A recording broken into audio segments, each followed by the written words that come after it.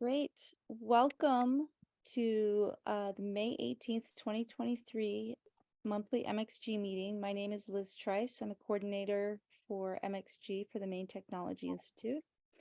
MxG, Maine Accelerates Growth, is a statewide network of organizations and individuals that support entrepreneurs and innovators to scale in Maine and beyond. We believe that a vibrant, inclusive innovation and entrepreneurial ecosystem will result in a more abundant, equitable, and sustainable economy and make Maine a great place to live, work, and play. So we work together to share expertise, seek best practices, and address system gaps, and we promote the successes of Maine startups and entrepreneur support organizations. Our values are to be inclusive, action-oriented, and metric-focused. We think long-term and system-wide and seek ways to be more collaborative. Our monthly meetings highlight the activities of Maine Technology Institute, the Maine Department of Economic and Community Development, organizations that support startups and startups in Maine. By entrepreneurial innovation ecosystem, we mean a system of cultural, financial, technical, policy, and relationship networks that can support innovation-driven enterprises, entrepreneurs and innovators with ideas and technologies that have potential to scale, spread, and change life in positive ways for large numbers of people. So thank you for coming today. We have a great lineup and I'm looking forward to sharing them with you. I hope you have a good time in the breakout groups. And I'd like to provide a moment right now to ask anybody who is new to MxG or hasn't been here in a while to just introduce yourselves. Maybe hands. Lori, welcome. Hi, Liz. Thank you. I'm new to MxG. My name's Lori Rulo, and I have been a technology and life science recruitment professional for almost 30 years. And about a year ago, I started my own company. And about 5 years ago, I moved from the wonderful state of Massachusetts to southern Maine. I'm here in the Kennebunks, and just looking forward to connecting, collaborating, finding out where I can plug in and be useful and helpful. Awesome. Welcome. Glad to have you. It there will also be a link in the chat for anybody for whom this is their first meeting or doesn't get emails from me already to sign up for the email list. Great. Anybody else? Hey, I'm Scott Kleiman, and I work in the Governor's Office of Policy, Innovation, and the Future here. I help coordinate our state's economic development and workforce policy, and our office has also been involved in coordinating some of the policy around the Maine Jobs and Recovery Plan, which is the state's deployment of roughly $1 billion in American Rescue Plan Act funds, which we are already well on our way with. Great, thank you. Did I see Lisa's hand up? I know you're one of our speakers, but would you like to just do a short intro? Sure, I am. Thank you so much. I'm Lisa Archibald. I serve as one of the regional directors at EforAll. We are an inclusive entrepreneurship program, or provide an inclusive entrepreneurship program, and are getting ready to launch in Maine, hopefully in June. And so happy to be here. Thank you. Great. How about other speakers, Jeremiah? Sure, Jeremiah Hernandez, Director of Expansion here at EforAll, and I'm so glad to be here. Maine has a wonderful entrepreneurial ecosystem that I've been learning about over the last year. Very robust, many resources, and I'm ecstatic that we can join the ranks of folks looking to accelerate economic impact in Maine. Great, thank you so much. Anybody else who's new or returning after some time? Jen, it looks like you have a cute little flower up in your corner. Is that a hand or is that? Oh, okay. Yeah, Sarah, go ahead. I just want to say hi. I'm from Tootie's Tempeh, and we have a innovative fermentation process for making tempeh that was funded by MTI, both in the prototype and the scaling And in my previous life, I've participated in Startup Maine and just been a part of the whole entrepreneurial ecosystem here in Maine. So I'm happy to be here and to learn more about Maine Accelerates Growth. Thank you. Awesome. Welcome. Thank you much. Thank you very much. Anybody else? All right. So thank you. I just want to celebrate that there's so many in-person events right now happening. I sent a bunch out in my most recent email, and also I think most of you are aware of the Maine Angels calendar, which tracks many, many events of related to the ecosystem. And I just want to appreciate sort of that the pandemic has wound down and there's so many opportunities right now to go and meet each other.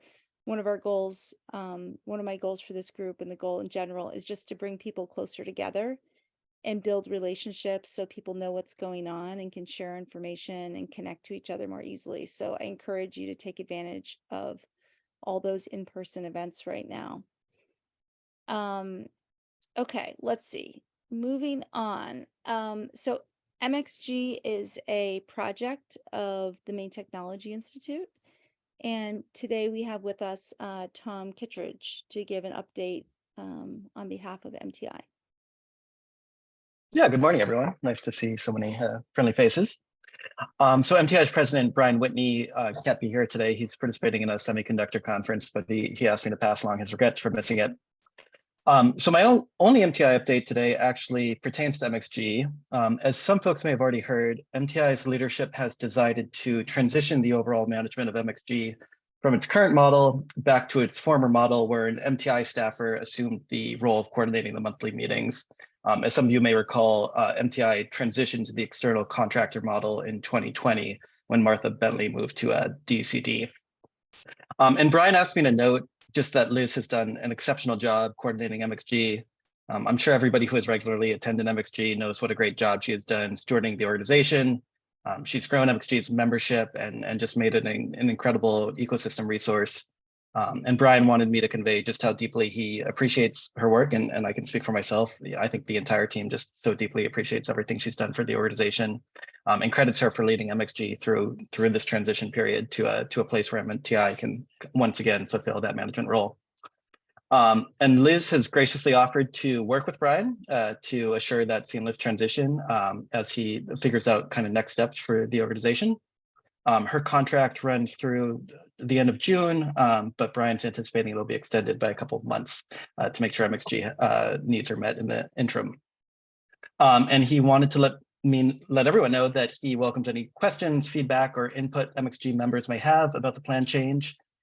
So please feel free to email him if you have any comments to offer, and I'll put his email in the chat.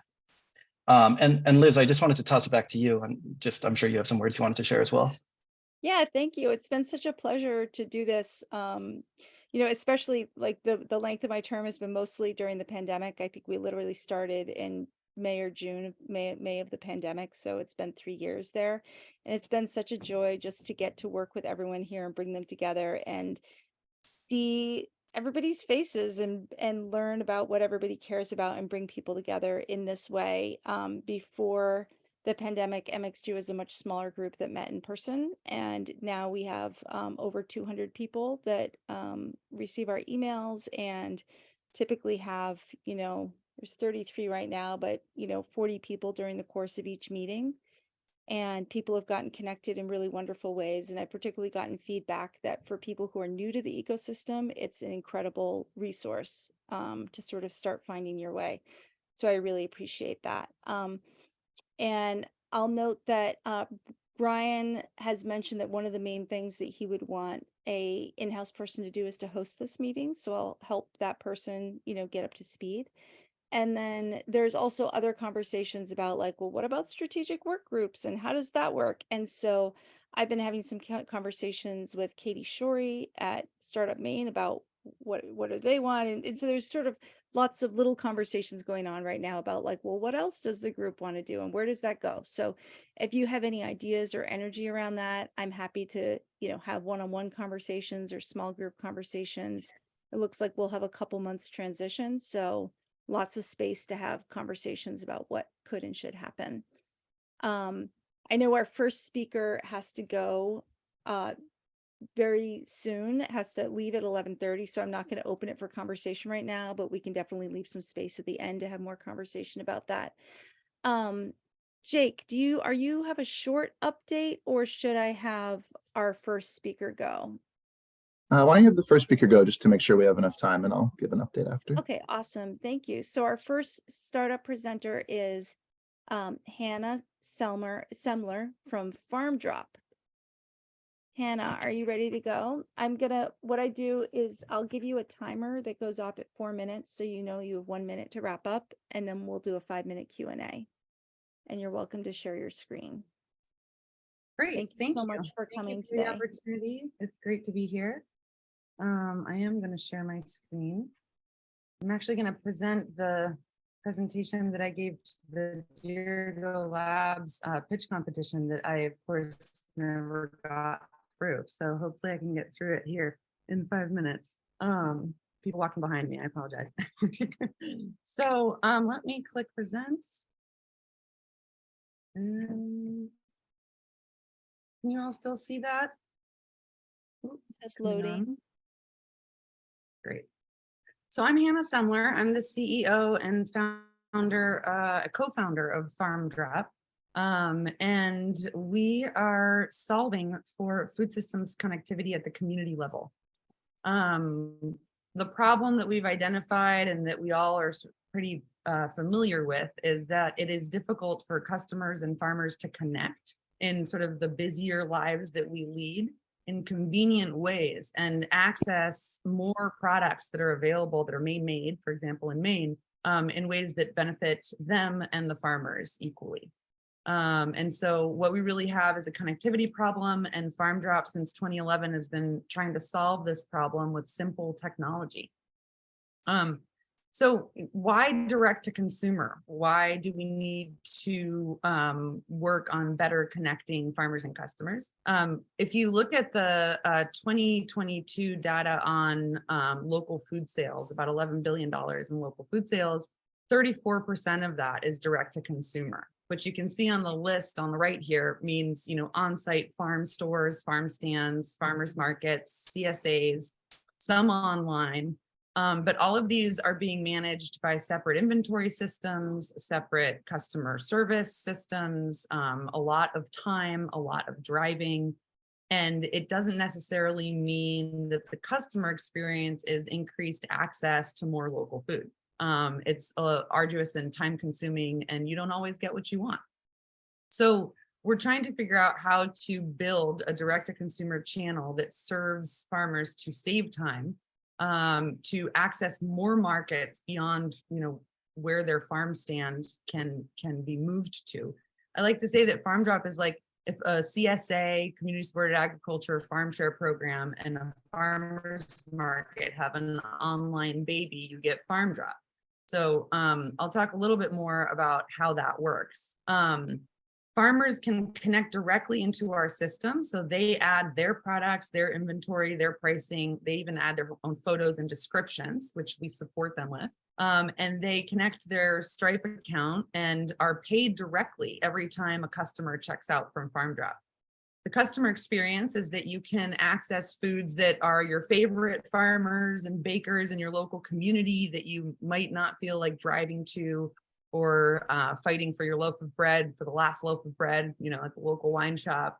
And instead you can place your order in advance from Friday to Monday and wait to pick up your secured local foods on Wednesday. But in addition to that, we're building in sort of streamlined logistics systems where some farmers in Unity can sell on the Blue Hill Farm Drop because we have a system where you can have one inventory and sell on multiple hubs.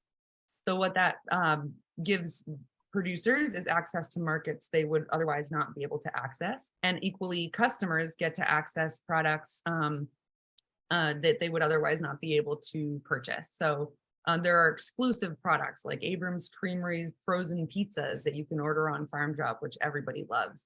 And then there are also wholesale opportunities for, LL Frijoles buying from Abrams Creamery on Farm Drop on our wholesale program. So overall, we're creating these community hubs peppered around the countryside, if you look at just Maine, and creating then a streamlined logistics to build ways for farmers to put products on each other's trucks headed to the Blue Hill hub or to the MDI hub or up to Pembroke to bring product variety and increase the markets for farmers that don't want to drive to Boston anymore to try to sell their goods when there are customers in Maine that would happily buy them. So again, the technology makes it possible. We wouldn't be able to do this without a system that's taking care of paying everybody.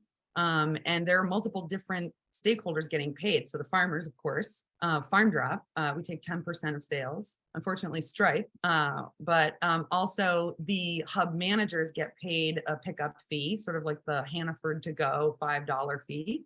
Market hub managers pack those orders and get paid between $5 and $10. When it's a higher price, it means there's a higher logistical.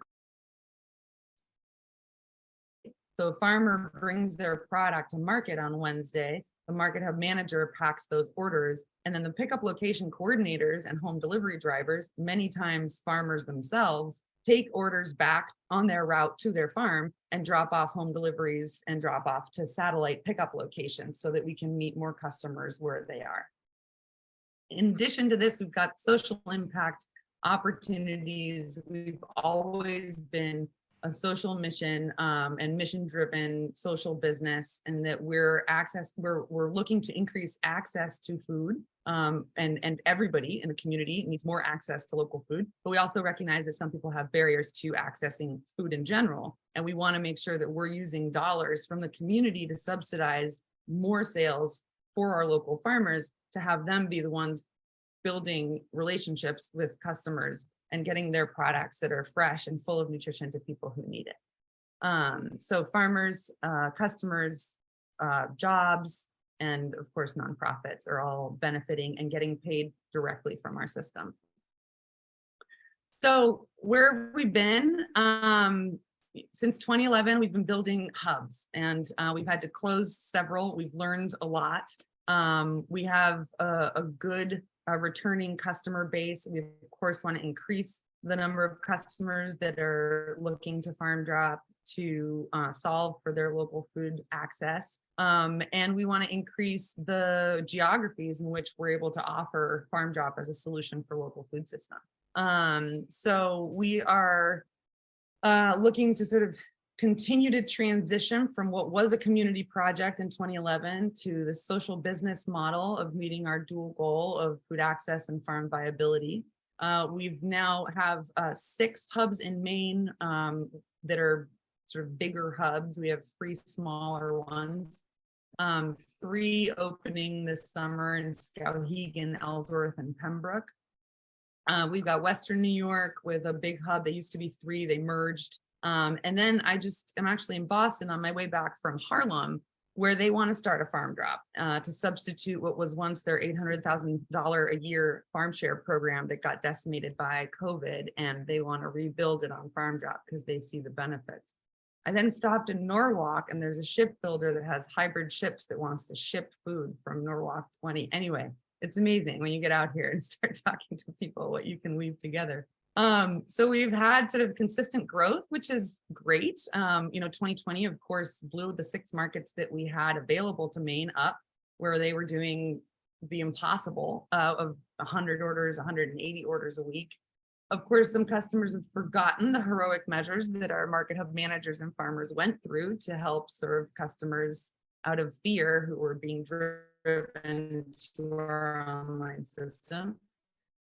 And they've also discovered online, and there are sort of more day of available sort of Hannafords to go, Walmart, Whole Foods solutions. So we're going to have to work a little harder to get customers to see the value and the impact of Farm Drop. But our hope is we're going to invest in a team and building a 3.0 technology that will allow us to address these 3 states. So we're in Maine and growing, we're in New York and growing, and we're in talks with Michigan to figure out if we can work with the extension office there to not just sell 1 hub at a time, which has sort of been our model that is maybe less of a sales model than we hoped, and more a cluster of hubs that we would sort of transpose the Maine model to Michigan and try to start up 3, and then 6, and then 10 hubs in Michigan over a shorter period of time.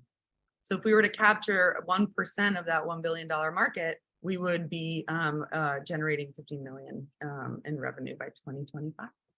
So that's a little bit of our growth model. It's a big push. Actually, thanks to this platform, the last time I was on the call, I was able to attract some talent, and I'm very excited about that. And we're just slowly piecing together jobs, 5 hours a week here, 5 hours a week there. But really, ultimately, what we need to do is create a runway for us to, all those red dots are in the works potential hubs.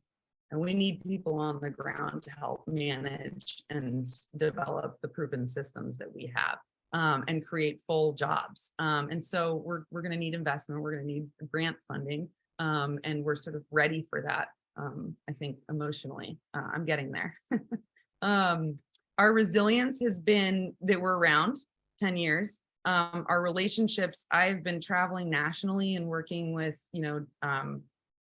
very influential different people in the food system that are all on board with Farm Drop, including technologists and,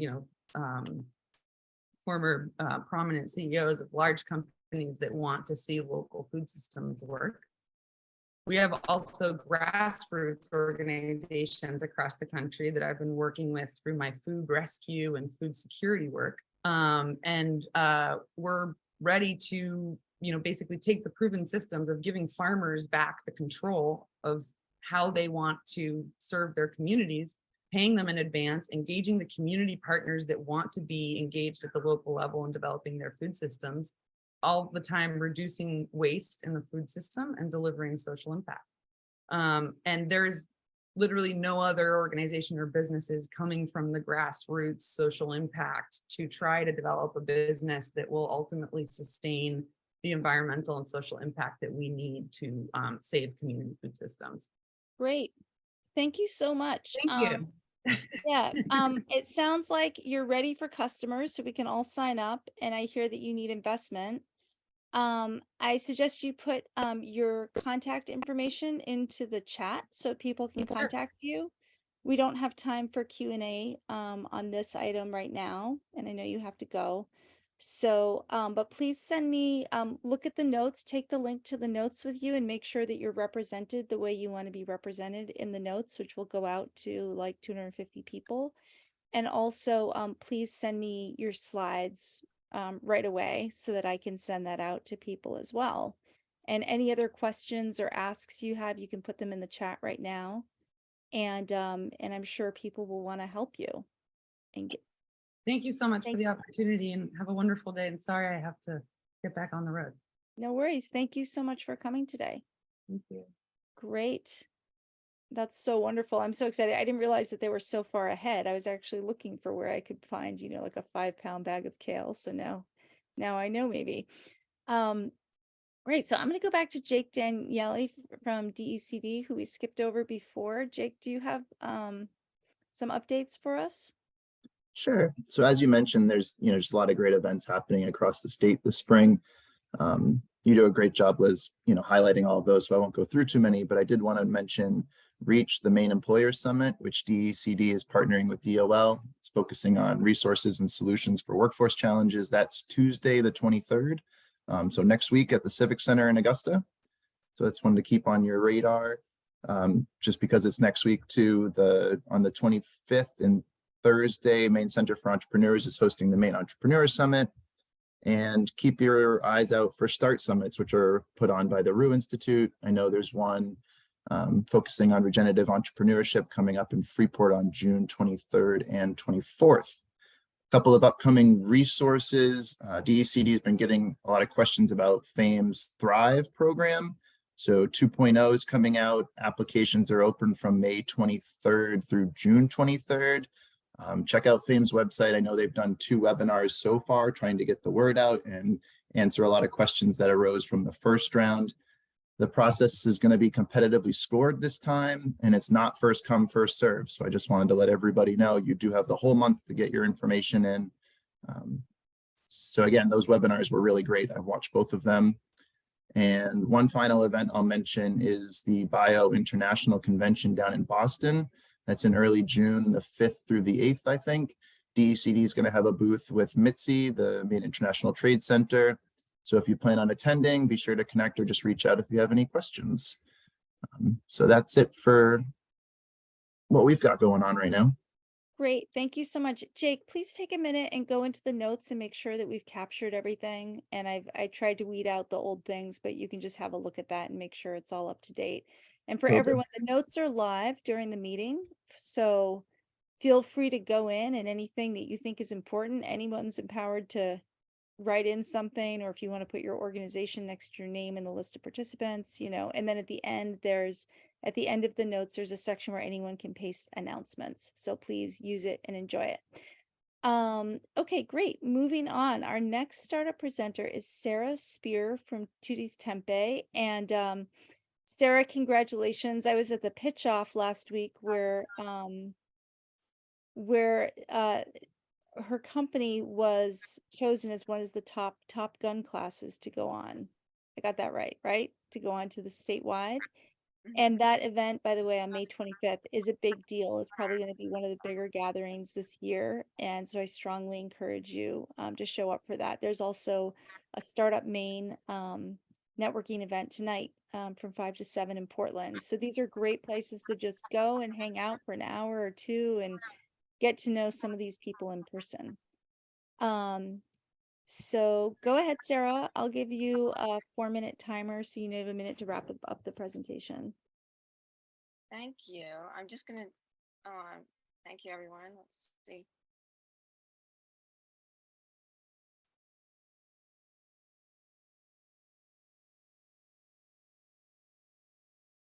It's loading.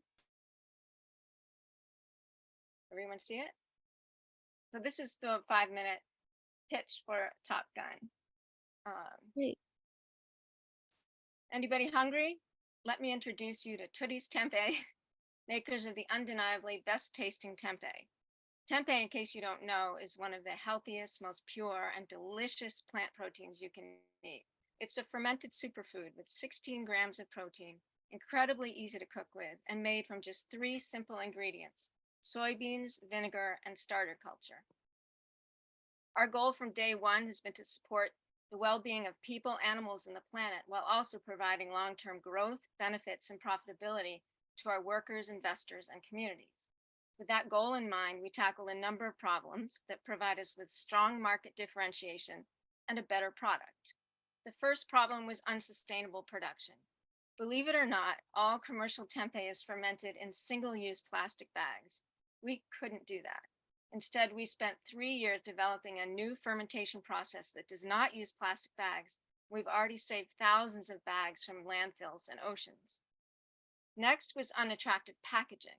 We don't have to use a second layer of plastic for our packaging, so we use a sustainable paperboard box, which is much more appealing to the consumer and doesn't topple over on shelves. Then there was unsustainable farming and distribution. We don't source from large monoculture farms in the Midwest. We source our beans from Maine organic farmers who use resilient and regenerative farming practices. In fact, our beans nourish Maine grains oats. We were also concerned with the imbalance of wealth and power in our economic system, so we are a worker-owned co-op, provide our workers with ownership, profit sharing, and governance opportunities. And finally, taste. For without great taste, none of this really matters. And one of the huge benefits of not fermenting in plastic is that the tempeh tastes way better. Consumers are loving our product, and we're already outselling the biggest brand in a number of stores. Wow. The plant-based foods industry is growing by leaps and bounds, as 65% of Americans are reducing their consumption of meat, either for their health, the health of the planet, or both. We are incredibly well positioned to attract this market with our long list of product benefits that match what they're looking for. We launched 6 months ago and are in 50 stores and growing. We sell wholesale through distributors to retail and food service, and have a strong sales and marketing plan in place that includes everything from PR and social media to shelf talkers and store samplings to a campaign called "What the Heck is Tempeh?" Looking to the future, we are currently scaling our fermentation chambers to room size, and we'll be hiring more workers this summer. And next year, we will be moving to a larger facility and introducing some new products.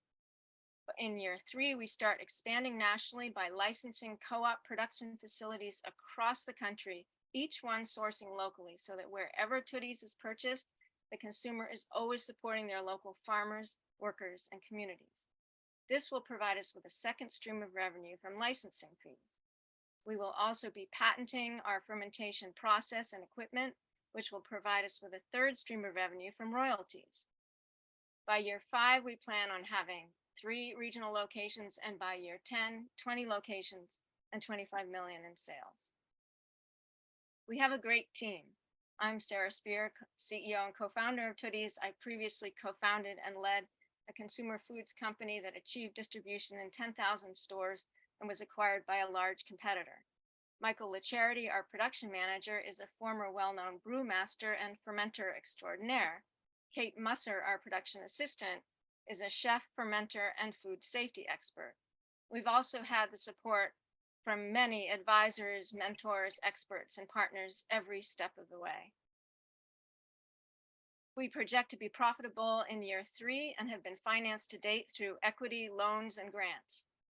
And this is where I say, if we were to win the Top Gun Award, it would be fantastic. It would support the scaling of our operations and growth. And so in closing, as a woman founder, worker owner, Mainer, and human passionate about creating a healthier, more equitable, and sustainable food system, I am proud of how we have challenged norms and stuck to our values to create a better product, better methods, a better workplace, and ultimately a better food system. And we're just getting started. Thank you.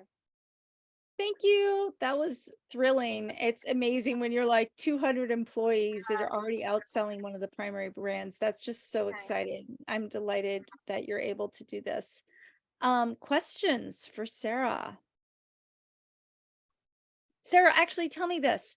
What do you most need right now? Two questions. What has been most helpful to you so far? And what do you need now?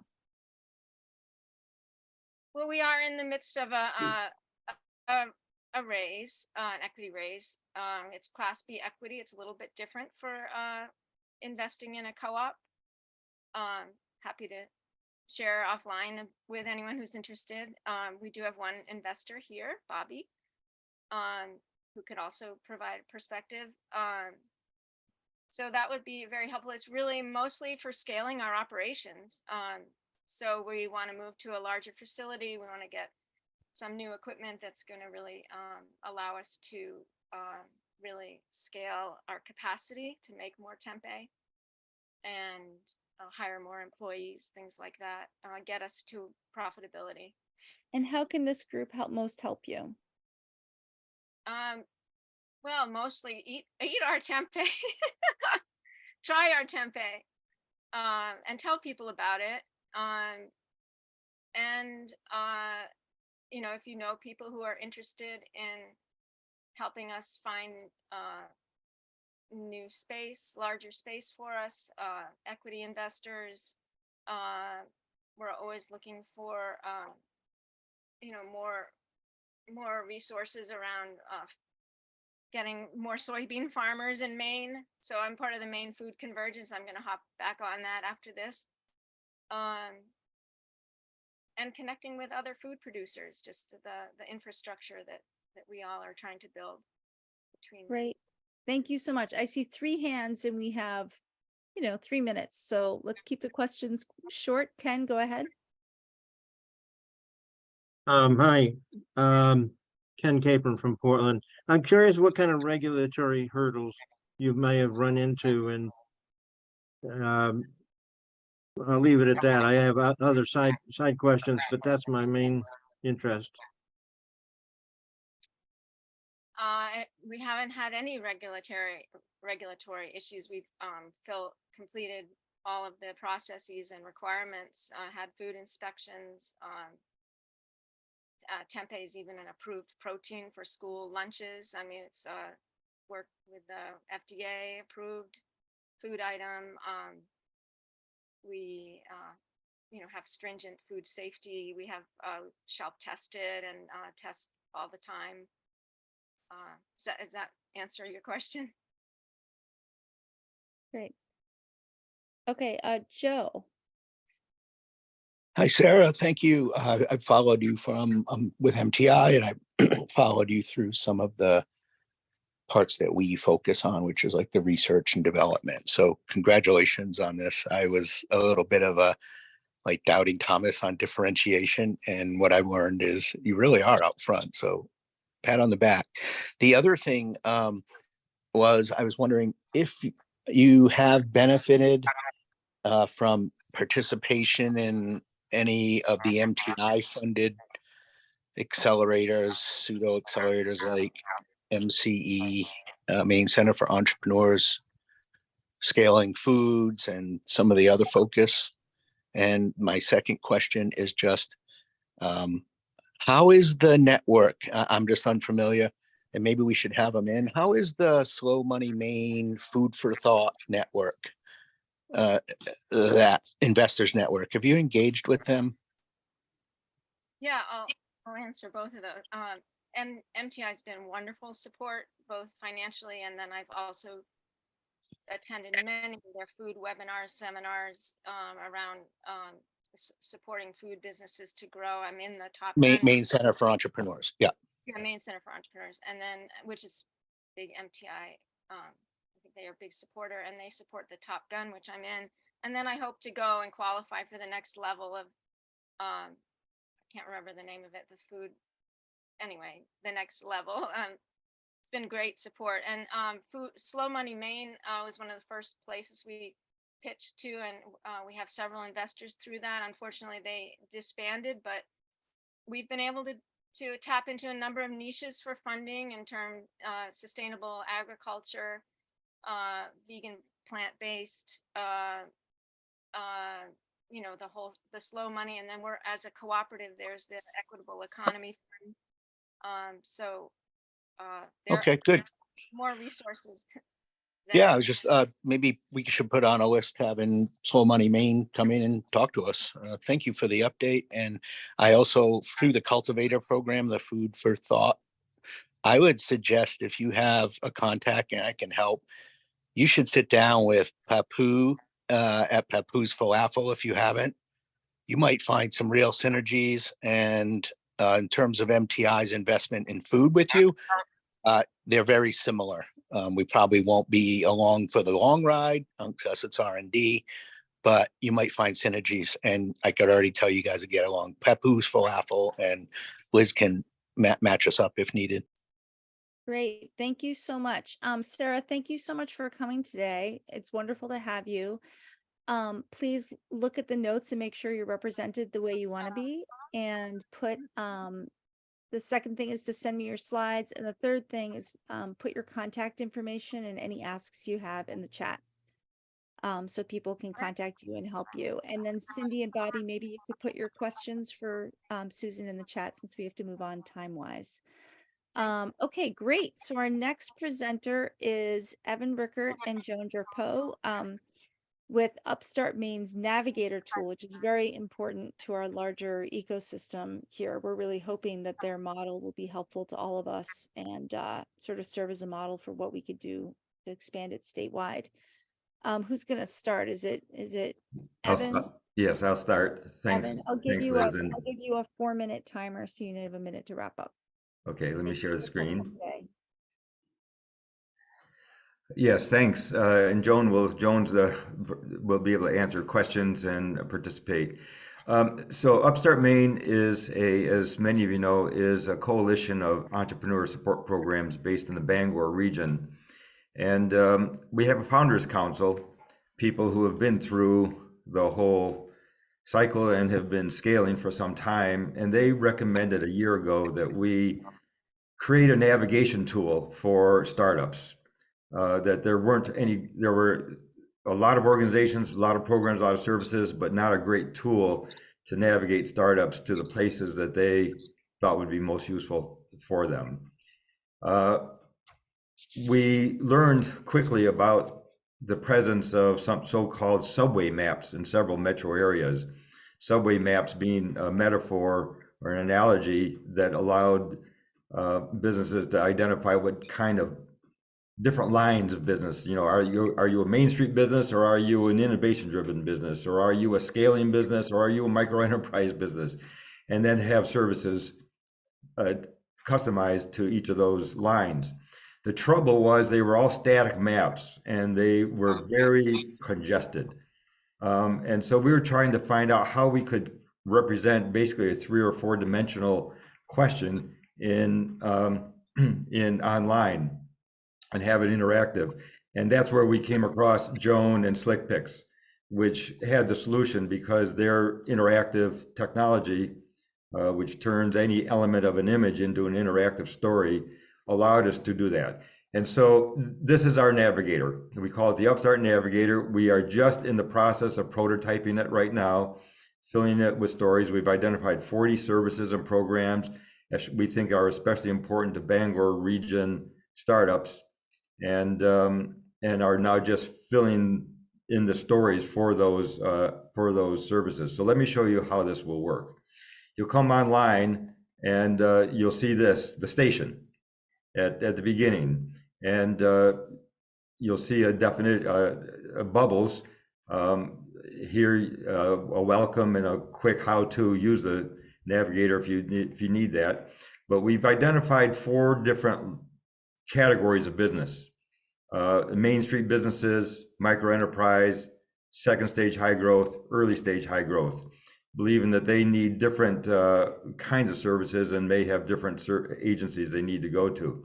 So the way it works is you can go to any one of these and get a definition of what that business is, type of business: Main Street business, micro enterprise business, second stage high growth, early stage high growth. And we hope that a startup will see itself in one of these 4 categories. If you see yourself in early stage high growth, for example, you get on board that line and you come to a neighborhood of services. And here we have 8 different neighborhoods of services: advisory and training, networking and meeting, up space and facilities, funding, design, prototyping, and so forth. And if you're interested, for example, in the funding, you go to the funding neighborhood and you come into the services that are in that neighborhood that we have identified so far as being useful, especially useful to Bangor region startups. And each one has a story. This is where we are asking the programs and services to fill out a template of information, and then we incorporate that into the SlickPix platform, and it becomes a story. So for example, if you were to go to Maine Technology Institute, you'd see we've identified 4 stages of development, and MTI has told us that they are helpful in all 4 stages of development. So you see that right over, it pops up right there. If you go through these, the ones that we have completed stories on, you can see, for example, that Maine Venture Fund sees itself as useful at the growth stage. Mainstream Finance sees itself as especially helpful. Gotta pull the thing down here, at the market entry stage. But you can go then to any one of these, so you can quickly see if you are at the idea stage. Well, maybe MTI is a good place to go. If you're at the market entry stage, maybe Mainstream Finance is a good place to go. If you say, well, I'm at market entry, you go to Mainstream Finance, and up comes the story. And this story is based on information the services provided us, fill it out, a template, a standard template that we have. Starts with some imagery here. You can go and share information on any of the social media. You can share the information about Mainstream Finance here. You have a brief what we do. Repeats the stage of development that this service best supports. Ideal client, target client, or startup business. In this case, small businesses who may have trouble getting traditional financing, up to $250,000 per term of up to 20 years. Are there any requirements? If there are, there can be a link right here as to where those requirements lie. Takeaways for that service, 3 important takeaways. You can go right to the application right here, right at their website. In this case, a micro business loan application. And you can learn more by just going to its entire website.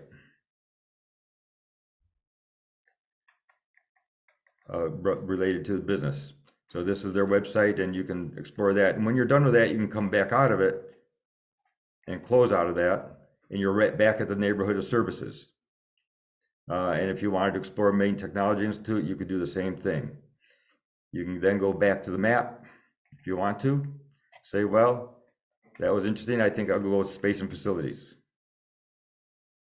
And same thing, if your co-working seemed to be of interest to you, you might click on Rise, find out that it's especially helpful for market entry and growth stage clients.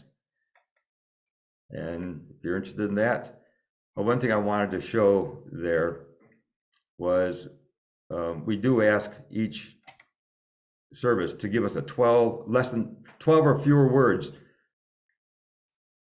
tag. So in this case, Rise is comfortable and affordable office space. And if that appeals to you, you can go to Rise, and it's in the same format, opening illustration or image. You can connect any of their, you can connect this to any of their social media, who we are, and so forth.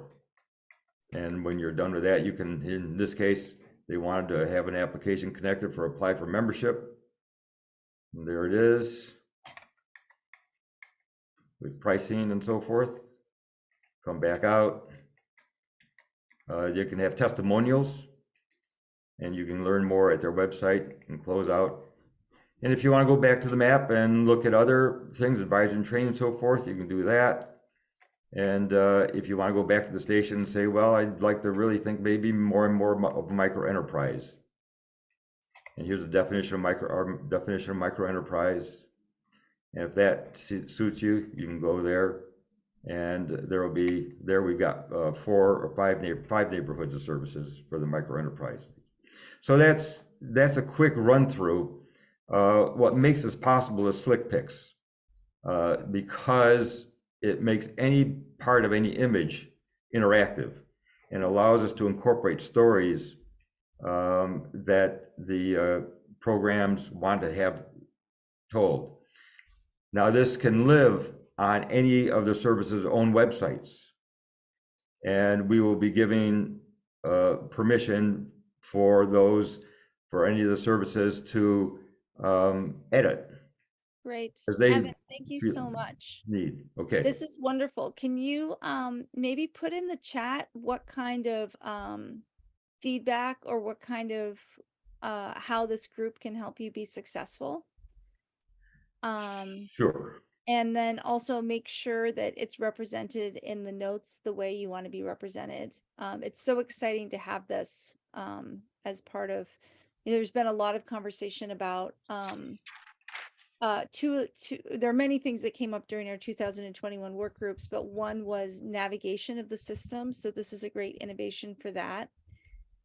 Jake, is Startup Space going to be discontinued? Does the state have a plan for like navigation of the ecosystem?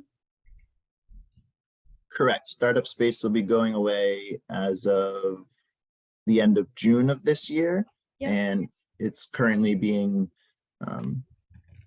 changed. The main resource compass will exist in some way, but not as it currently is.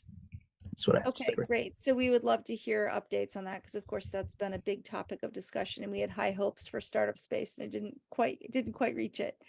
Yeah. So Liz, can I just add that if this succeeds in the way we hope, we do envision that maybe other regions would like to take this model and incorporate it for their regions, and then we'd have a series of 6 or 7 interconnected regions for a statewide guide. Yeah, very cool. Great. So yeah, so that's great. So please put any feedback or help you need in the chat. check the notes and then send me your presentation or I don't know if this makes sense to send but send me something I can send out to membership to get whatever feedback you want. The last Thank thing I want to say is that Joan's going to have a webinar on June 21 on SlickPix, Great. on Thank how you. to use it and various applications, and there are many applications for it. Hey, Evan, it's Joe, MTI. Quickly, what's the status of the application, ecosystem application I invited you to submit? Is this the groundwork and now you'll be Yes, this is reapproaching me? we we've incorporated that into the Prime ecosystem grant, which we've received. Oh, And so that's going to allow us to formally okay. subscribe I'll to connect. that I'll program. connect with you on the side. So Yep, send me a good. note. We'll withdraw that other one. Thank you.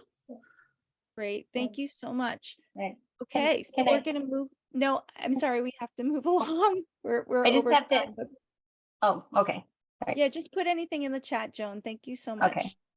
much. Okay, our next presenter is Jeremiah Hernandez and Lisa Archibald from EforAll. And I just want to say we're so excited to have you guys here because one of the other things that came out of our early strategic and work group work in 2000 and 2021 was the importance of serving and including underrepresented entrepreneurs. And everybody knew it was a huge priority and no one knew quite how to do it. And we had a committee that worked for several months. And so when MTI announced that they were going to be bringing EforAll for Maine, it was just absolutely thrilling. So we're so glad to have you here and very happy to give you a warm welcome. As with the others, you'll hear a little ting bell at 4 minutes, and so you know to wrap up there. And we look forward to seeing your presentation. Welcome, Jeremiah and Lisa.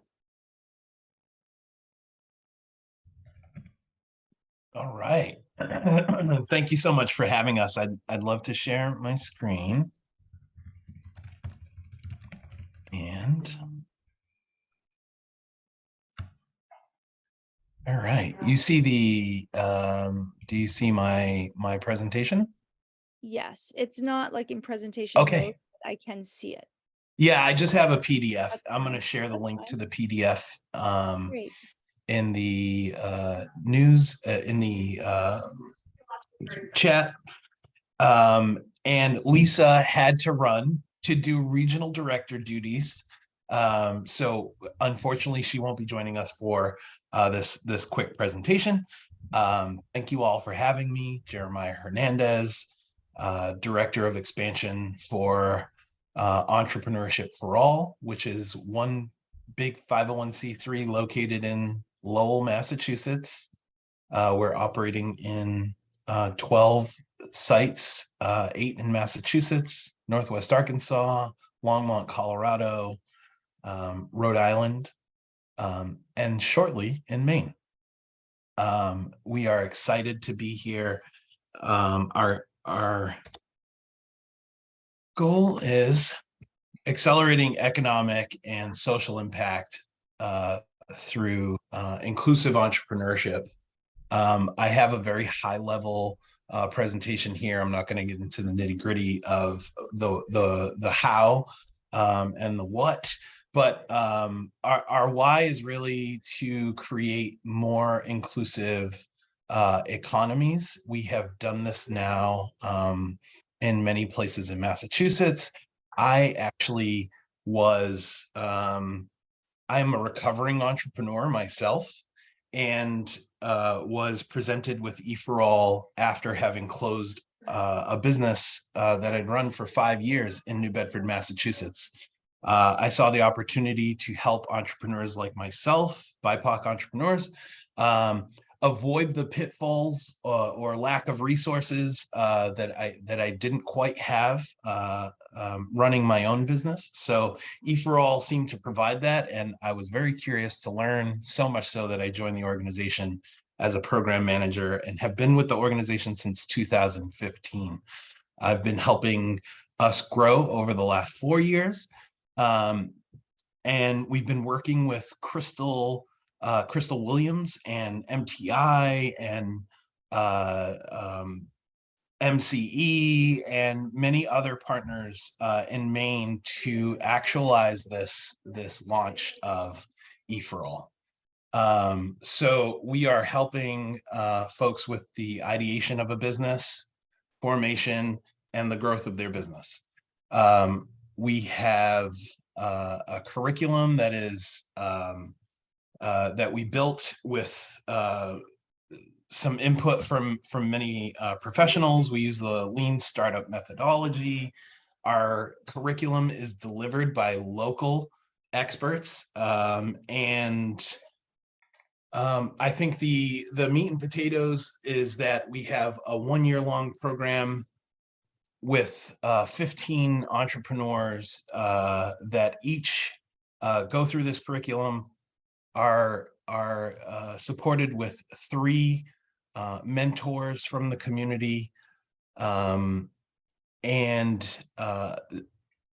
the mentor group, they're all local volunteers, and we have so many opportunities for volunteering from different aspects of the community.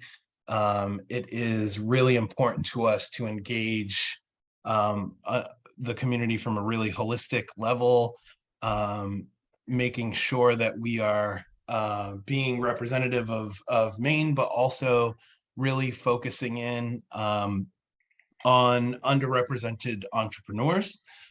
We've been able to do that really well in all of our programs. Here are some of our statistics regarding the work that our groups have done together.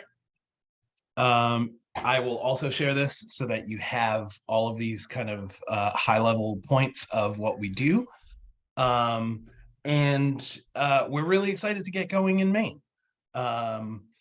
I think there is a great opportunity in Maine to reach entrepreneurs that have been typically left out of the conversation.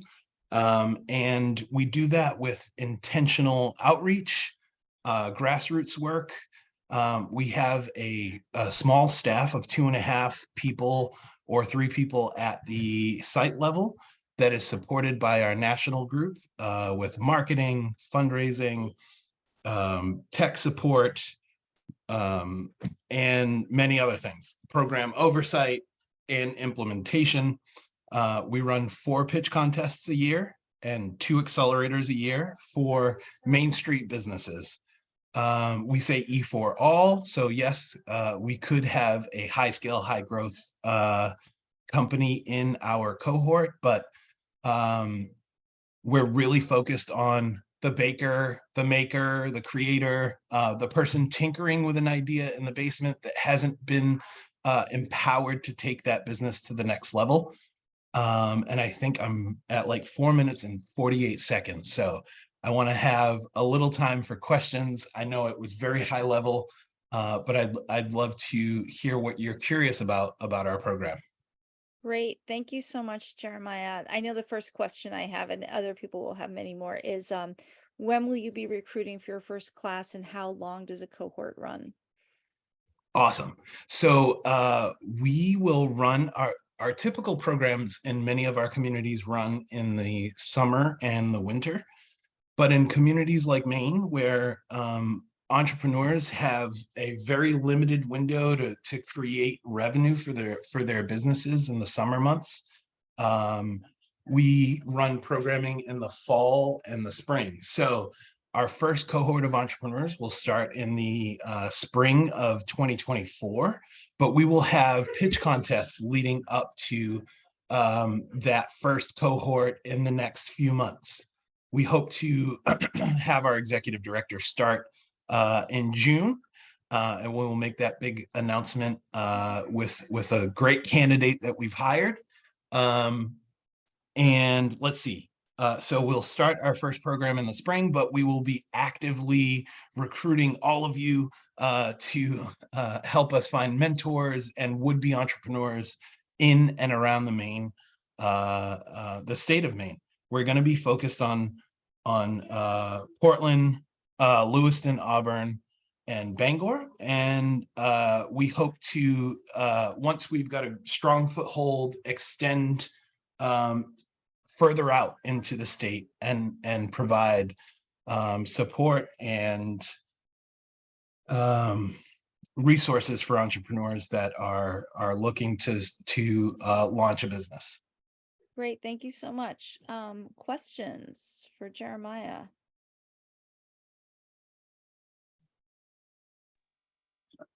This is Joe again. MTI. Hi, Jeremiah. It's good to meet you. And been Thank you for watching. your support, Joe. Yeah, I've been watching this from afar. It's a project of the MTI president and the board and MTI board. So glad it's here. And then I posted a question that I don't know if how unique it is to the Southern New England, Northern Mid regions you've been working in, but the big problem with Maine for those underserved entrepreneurs and creatives in the rim counties, it's always been a challenge because it's so remote, and they don't necessarily have internet. But over my 20 years since we started MTI, it's a regular thing where you'll run across somebody who gets to us and they're 10 miles away from a library. They don't have great internet, but they've got these awesome ideas and they're doing them a lot of times on cash business. So how does this, you got enough money to do that? Yeah, rural entrepreneurship is something I think there's a strong conversation around nationally that I think we can learn from organizations like Rural Rise and the folks that are doing good work there. We do have in our Longmont program and in our Berkshire County program, we do have lots of broadband access hurdles to jump. One of the parts of our program, broadband we can't fix, right? But we are prepped and ready to support entrepreneurs that don't have the technology. So giving them laptops to participate in the program is built into our budget, and hoping that there is access to transportation to get to some free internet resource. It's a challenge for all of us, and we'll work with the ecosystem on really diving deep into reaching those nooks and crannies of these big states with rural communities to do so. So I'm going to be leaning on y'all. Yeah, got some great ideas, and a lot of it just takes money and coordination to move the people so they have a chance to mix. So that's all. That's Thanks. it. Great, Jen. Thanks, Liz. Thanks, Jeremiah, and welcome. Jen Sforzinski from CEI, and I'm curious if your classes will be in person, or are they going to be hybrid or remote? Like, what's the— Sure. So most of our programming, our programming is 1 year long. The intense portion of the accelerator is the first 3 months. The entrepreneurs go to class twice a week, right? For now, since COVID, we've switched to a virtual delivery of that curriculum, which is helping us reach those people further on the outskirts of the cities. We've also shifted our mentorship to a virtual platform.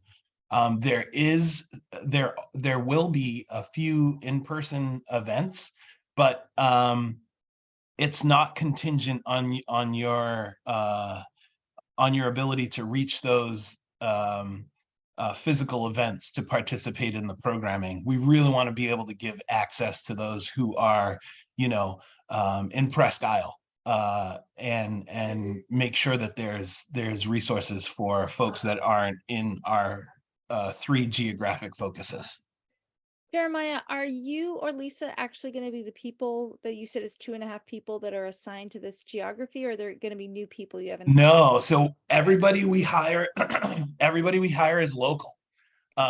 We're just kind of the stewards of the expansion part of the conversation, and we hire local because we really believe in your community knowing and understanding your needs best. All of the volunteers will be local. It takes over 100 volunteers to get one cohort of entrepreneurs through our program, from mentors to readers, interviewers, judges for our pitch contest and final presentation. So it really is 1 year-long hug around these 15 entrepreneurs that the community delivers.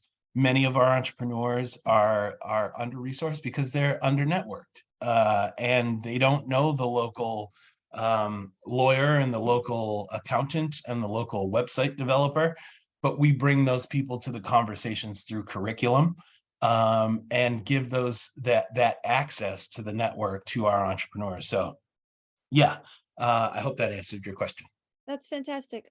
We only have 1 minute left, but I just want to ask, is there anything that we can do in the meantime to help you?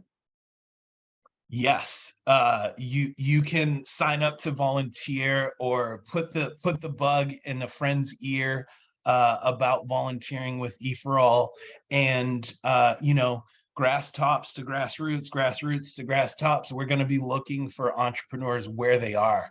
That's a big part of what we do is meeting entrepreneurs where they are, both with educational resources, business resources, and the execution of their business. Great, thank you so much. I'm sorry, Santi, we're out of time. Please put your question in the chat. Thank you so much for today. Thank you, Jeremiah. Thank you, everybody, for coming. I will be here for as long as other people are here, and oftentimes people choose their own chat rooms afterwards. If you want to hang out and talk to someone, I can help make sure you get in the same room. But this was a great meeting today, and I look forward to seeing you all next month. And have a great week. Thanks, Liz.